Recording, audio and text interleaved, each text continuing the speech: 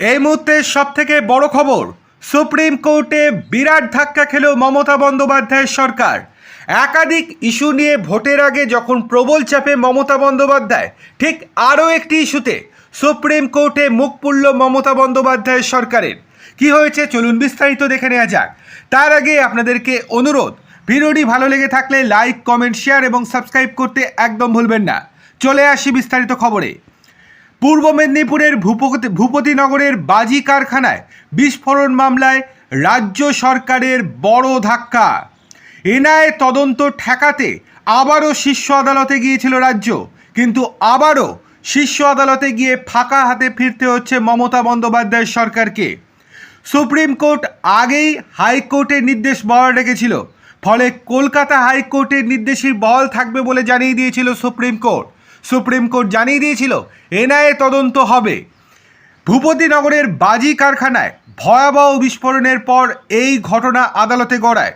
ওই বিস্ফোরণে ক্ষতিগ্রস্ত হন স্থানীয় এক মহিলা মামুনি জানা। তিনি দাবি করেন তার পরিবার সরাসরি ক্ষতির মুখে পড়েছে।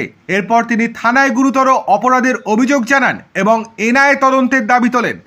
সেই আবেদনের ভিত্তিতে কলকাতা হাইকোর্ট গত 9 ডিসেম্বর একটি নির্দেশ দেয়। বিচারপতি শুভ্রা ঘোষ বলেন, এই ধরনের ঘটনায় থানায় অভিযোগ হলে পুলিশ তা রাজ্য সরকারের কাছে পাঠাবে।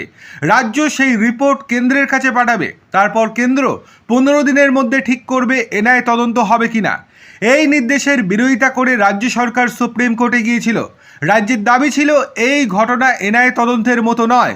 সোমবার বিচারপতি এম সুন্দরেশ এবং বিচারপতি এম কোটেশ্বর সিংয়ের বেঞ্চে শুনানি হয়েছিল। সুপ্রিম কোর্ট প্রশ্ন তোলে, হাইকোর্টের নির্দেশে আপত্তির কী কারণ। শেষে শীর্ষ আদালত জানিয়েছিল হাইকোর্টের নির্দেশে হস্তক্ষেপের কোনো প্রয়োজন নেই, ফলে রাজ্যের আবেদন খারিজ হয়ে যায়। কিন্তু রাজ্য সরকার তো একবারে শায়েস্তা হয় না, সেই জন্য কানমোলা খাওয়ার জন্য আবারও সুপ্রিম কোর্টের দ্বারস্থ হয়েছিল মমতা বন্দ্যোপাধ্যায়ের সরকার।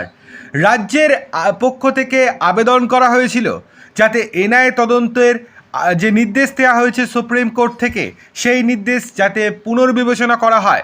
এক্ষেত্রে রাজ্যের বক্তব্য ছিল ওই ঘটনায় কোনো রকম প্রাণহানি হয়নি, কেবলমাত্র একজন মহিলা আহত হয়েছিলেন। তাহলে কেন এনআইএ তদন্ত হবে? সেক্ষেত্রে রাজ্যই তদন্ত করতে পারবে।